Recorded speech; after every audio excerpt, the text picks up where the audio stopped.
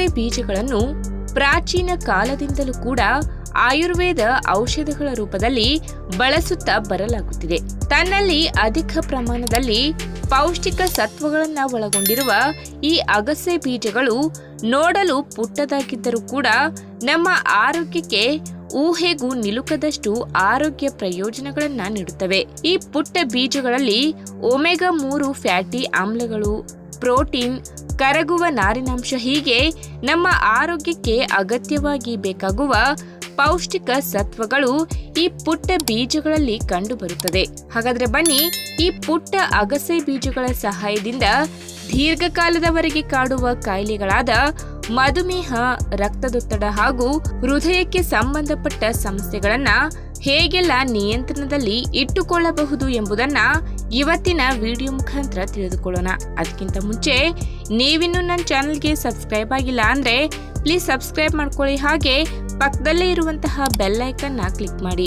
ಮಧುಮೇಹ ಅಥವಾ ಸಕ್ಕರೆ ಕಾಯಿಲೆ ಎನ್ನುವುದು ಗುಣಮುಖವಾಗದ ಕಾಯಿಲೆ. ಈ ಕಾಯಿಲೆ ಕಾಣಿಸಿಕೊಂಡ ಬಳಿಕ ಕಟ್ಟುನಿಟ್ಟಿನ ಆಹಾರ ಪಥ್ಯ, ಆರೋಗ್ಯಕಾರಿ ಜೀವನ ಶೈಲಿ ಹಾಗೂ ವೈದ್ಯರು ನೀಡುವ ಔಷಧಿಗಳನ್ನ ಸರಿಯಾಗಿ ತೆಗೆದುಕೊಂಡರೆ ಮಾತ್ರ ಈ ಕಾಯಿಲೆಯನ್ನ ನಿಯಂತ್ರಣದಲ್ಲಿ ಇಟ್ಟುಕೊಳ್ಳಬಹುದು. ಪ್ರಮುಖವಾಗಿ ಈ ಸಂದರ್ಭದಲ್ಲಿ ಮಧುಮೇಹ ಇರುವವರು ತಮ್ಮ ರಕ್ತದಲ್ಲಿ ಸಕ್ಕರೆ ಪ್ರಮಾಣ ಏರುಪೇರು ಆಗದಂತೆ ನೋಡಿಕೊಳ್ಳಬೇಕು. ಇದಕ್ಕಾಗಿ ರಕ್ತದಲ್ಲಿನ ಸಕ್ಕರೆ ಪ್ರಮಾಣವನ್ನ ನಿಯಂತ್ರಣ ಮಾಡುವ ಆಹಾರಗಳನ್ನು ಸೇವನೆ ಮಾಡಬೇಕು. ಇದಕ್ಕೊಂದು ಒಳ್ಳೆಯ ಉದಾಹರಣೆ ಎಂದರೆ ಅಗಸೆ ಬೀಜಗಳು. ಹೌದು, ಈ ಪುಟ್ಟ ಬೀಜಗಳಲ್ಲಿ ಅಗಾಧ ಪ್ರಮಾಣದಲ್ಲಿ ನಾರಿನಾಂಶ ಕಂಡುಬರುವುದರಿಂದ ರಕ್ತದಲ್ಲಿ ಸಕ್ಕರೆ ಪ್ರಮಾಣ ಏರಿಕೆಯಾಗದಂತೆ ತಡೆದು ಮಧುಮೇಹವನ್ನ ಹತೋಟಿಗೆ ತರುವಲ್ಲಿ ಸಹಾಯ ಮಾಡುತ್ತದೆ. ಸ್ವಲ್ಪ ಅಗಸೆ ಬೀಜಗಳನ್ನು ಹುರಿದು ಸಂಜೆಯ ಸಮಯದಲ್ಲಿ ಸ್ನ್ಯಾಕ್ಸ್ ತರಹ ಇದನ್ನು ಸೇವಿಸಬಹುದು. ಇನ್ನು ಮೊದಲೇ ಹೇಳಿದ ಹಾಗೆ ಈ ಪುಟ್ಟ ಅಗಸೆ ಬೀಜಗಳಲ್ಲಿ ಒಮೆಗಾ 3 ಕೊಬ್ಬಿನಾಮ್ಲಗಳು ಸಮೃದ್ಧ ಪ್ರಮಾಣದಲ್ಲಿ ಕಂಡುಬರುವುದರಿಂದ ಹೃದಯದ ಆರೋಗ್ಯವನ್ನ ಕಾಪಾಡಿಕೊಳ್ಳಲು ಸಹಾಯ ಮಾಡುತ್ತವೆ.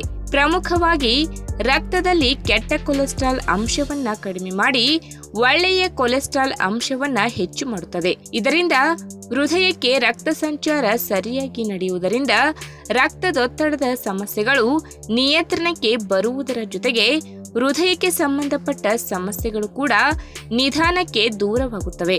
ಇನ್ನು ಈಗಾಗಲೇ ಹೇಳಿದ ಹಾಗೆ ಈ ಪುಟ್ಟ ಅಗಸೆ ಬೀಜಗಳಲ್ಲಿ ಶಕ್ತಿಯುತವಾದ ಆಂಟಿ ಆಕ್ಸಿಡೆಂಟ್ ಅಂಶಗಳು ಹೇರಳವಾಗಿ ಕಂಡುಬರುವುದರಿಂದ ದೇಹದಲ್ಲಿ ಈಸ್ಟ್ರೋಜನ್ ಗುಣಲಕ್ಷಣಗಳನ್ನು ಹೆಚ್ಚು ಮಾಡಿ ಕ್ಯಾನ್ಸರ್ ಕಾಯಿಲೆಗೆ ಕಾರಣವಾಗುವ ಜೀವಕೋಶಗಳನ್ನು ನಿವಾರಣೆ ಮಾಡುತ್ತದೆ. ವಿಶೇಷವಾಗಿ ಸ್ತನ ಕ್ಯಾನ್ಸರ್ ಅಪಾಯವನ್ನ ಕಡಿಮೆ ಮಾಡಲು ಈ ಅಗಸೆ ಬೀಜಗಳು ಸಹಾಯ ಮಾಡುತ್ತವೆ.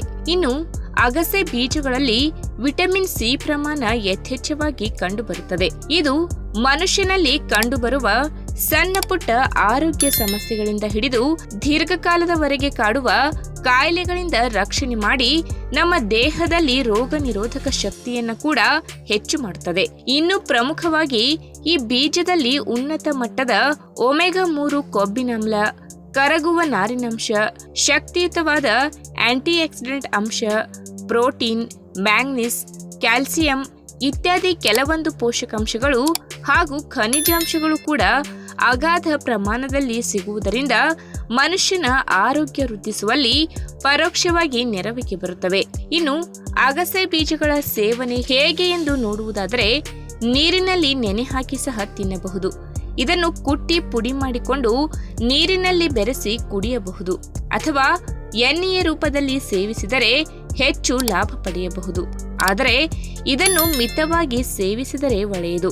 ಇಲ್ಲಾಂದ್ರೆ ಸ್ವಲ್ಪ ಅಗಸೆ ಬೀಜಗಳನ್ನು ಹುರಿದು ಸ್ನ್ಯಾಕ್ಸ್ ರೀತಿಯೂ ಕೂಡ ಸೇವನೆ ಮಾಡಬಹುದು. ಆಯುರ್ವೇದ ಅಂಗಡಿಯಲ್ಲಿ ಈ ಬೀಜಗಳು ವಿವಿಧ ರೂಪದಲ್ಲಿ ಲಭ್ಯವಿದೆ. ಇದನ್ನು ಯಾವ ರೀತಿಯಿಂದಲೂ ಬಳಕೆ ಮಾಡಬಹುದು. ಉದಾಹರಣೆಗೆ ಎಣ್ಣೆ, ಹುಡಿ, ಕ್ಯಾಪ್ಸೂಲ್ಸ್ ಮತ್ತು ಹಿಟ್ಟಿನ ರೂಪದಲ್ಲಿ ಇದು ಸಿಗುವುದರಿಂದ ನಮ್ಮ ದೈನಂದಿನ ಆಹಾರ ಪದ್ಧತಿಯಲ್ಲಿ ಸೇರಿಸಿಕೊಂಡರೆ ಬಹಳ ಒಳ್ಳೆಯದು. ಈ ವಿಡಿಯೋ ನಿಮಗೆ ಇಷ್ಟವಾದಲ್ಲಿ ತಪ್ಪದೆ ಲೈಕ್ ಮಾಡಿ, ಶೇರ್ ಮಾಡಿ, ಹಾಗೆ ನಿಮ್ಮ ಅನಿಸಿಕೆನ ಕಮೆಂಟ್ ಮೂಲಕ ತಿಳಿಸಿ.